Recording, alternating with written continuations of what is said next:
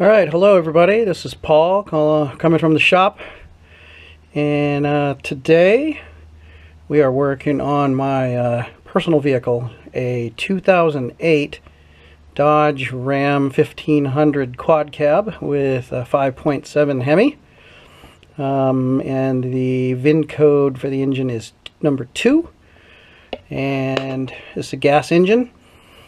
Anyways, I am working on the emissions system due to the fact that for some period of time, mainly because I've been lazy, I have had a check engine light on, and it has been codes PO455, which is a large evaporative leak, and PO456, which is a small EVAP leak.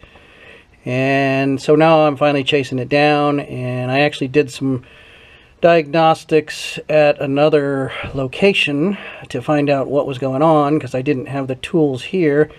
A friend of mine who has a shop put the smoke machine and a EVAP system monitor tester on the vehicle, and we actually found out what part was defective, and that's mainly why I'm focusing on this area right here under the vehicle. What you're looking at is the evaporative canister, or the charcoal canister, and also the what's called the ESIM switch, which is this item right here, evaporative system integrity monitor. Older Dodges use something called NVLD. Sorry for the wonky camera work, but anyways, it takes the place of the NVLD on these vehicles, and basically it helps seal the emissions and vapors that are inside the fuel and emission systems for this vehicle. Now, this particular hose is a vapor hose, and it comes down and it goes into this filter here, and then it goes forward and it vents to fresh air. And basically inside this ESIM is two weights, or check valves, that are weighted. One's heavy, one's light. The heavy one is for pressure, and the smaller one is for vacuum. Basically, it's part of the whole system that checks if vapors are present during either fuel filling or system running, and will help vent them in the right direction. It's all part of a bigger system too. There's another system that works in conjunction with this on these vehicles called the ORVR, or Onboard Refueling Vapor Recovery System. And like I said, it's all part of just, in the big picture, sealing the entire system so that it doesn't vent vapor or fuel vapors to the atmosphere, hence saving the planet. Also too, I was looking at the factory manual, and it turns out that these vehicles had 4 different types of canisters. They're actually called types 1, 2, 3, and 4. This particular canister setup here is all a type 1. Okay, and if any of you are interested in learning more detail about how the EVAP system works for these 2008 Dodge Rams, I am more than happy to send you the PDF pages of the factory manual that explain in detail how this works, how this whole system works. But what I'm going to do today is I'm going to replace this ESIM switch, because this was the defective part that was found in the EVAP system monitor checking that we did at another location. It turns out that it's not sealing properly inside and needs to be replaced. Now, you can get these from many different sources. You can go to Dodge, Mopar, and get them there. That's the factory part. Or you can go to online sources and buy an ESIM switch, and you can get them there, and they're of course less expensive than the factory. But it turns out from Mopar, this is a relatively affordable part. It's about $35 for this particular piece here, and then I'm also going to be replacing a circular seal that seals it between this and the canister. So I'm going to get that as well, and that's about $7 for that seal. So it's not crazy, it's not cheap, but it's not overly pricey either. So instead of just going to an online, typical parts source, I actually just went to my Dodge dealership and got that part. So anyways, for my particular vehicle, this is the part. This is the factory Mopar item, and there is the factory number in case anybody is interested. For 2008 Dodge Ram 5.7 gas engine, bin 2. All right. And then this is the seal I was talking about that goes with it. It is not sold with the switch. It is actually sold separately. All right. And that is the part number for it there. All right. Also a Mopar item. All right. So what we're going to do is I'm going to go ahead and prop the camera up so that I can use both my hands. And I'm going to go ahead and I'm going to replace this right now. All right, so first thing we're going to do is we're going to remove the electrical switch or electrical connector. And basically what you do is you press on the back here, right here. Sorry. All right, it's this little tab. So you press on that, and then you just wiggle it, and it comes out. All right, shove that out the way. And then we'll take the vent line, we'll take that off. All right.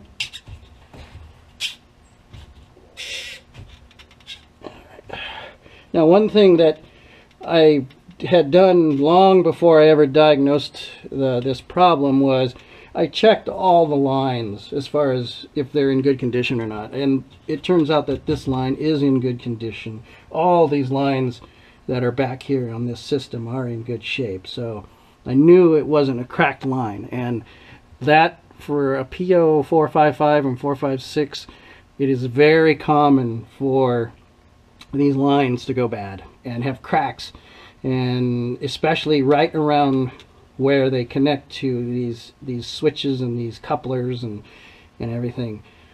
So it is a good idea to inspect all of these lines before you decide that you want to start replacing bigger parts. Okay, and then replace those lines as necessary.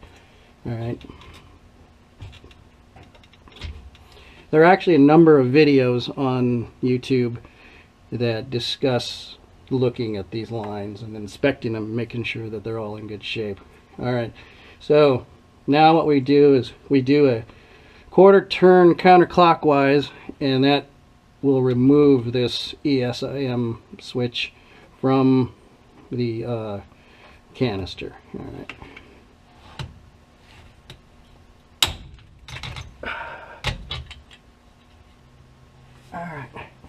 Now this is the seal that needs to be replaced as well. Okay, this little seal right here. So we're going to go ahead and pull that out.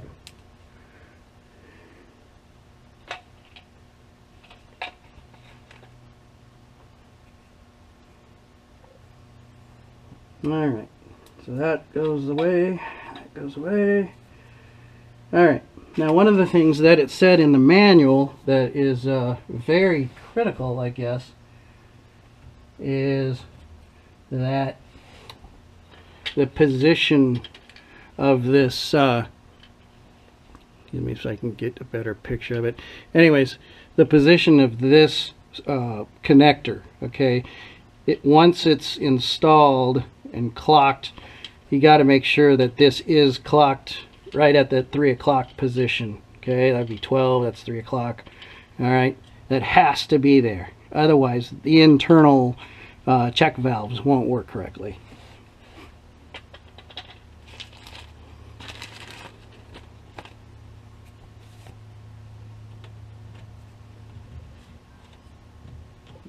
Just kind of make sure this is clean.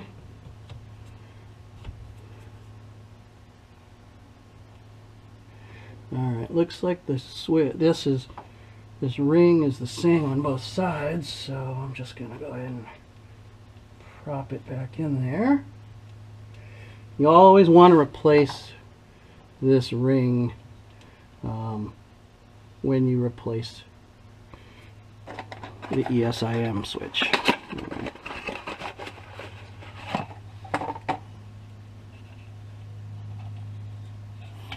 Alright, so here is the part, and what we're going to do is we're going to, by the way, I actually should have done this. This is the release for this. Okay, when you actually turn it like this, this tab is actually locked down in here and needs to be pulled this way towards the body to do the release. I made that mistake of not doing that, which is bad, and that's why we have a broken clip. But fortunately the new one has one molded in, so we are going to drop this in like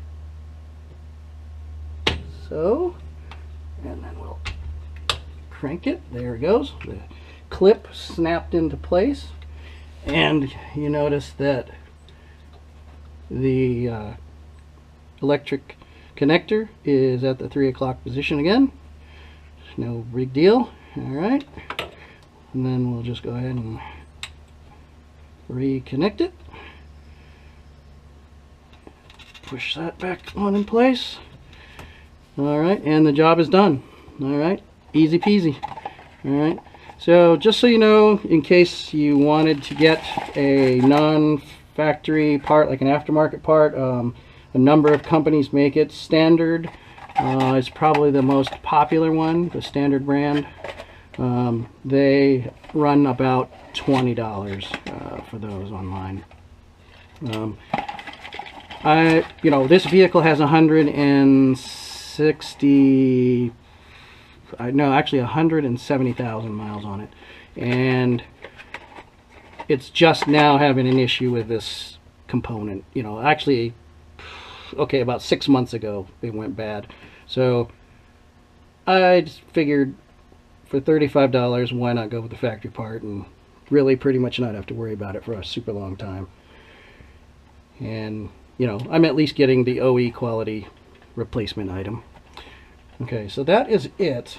I am gonna go ahead and let the car run a little bit, just make sure nothing's leaking. But I'm gonna go ahead and sign off now. Thank you very much for watching. Any comments you want to leave, feel free, good or bad. I respond to all of them, and I'm happy to send you any factory Dodge information out of the factory manual that relates to the EVAP system and this repair. Okay, thanks a lot for watching.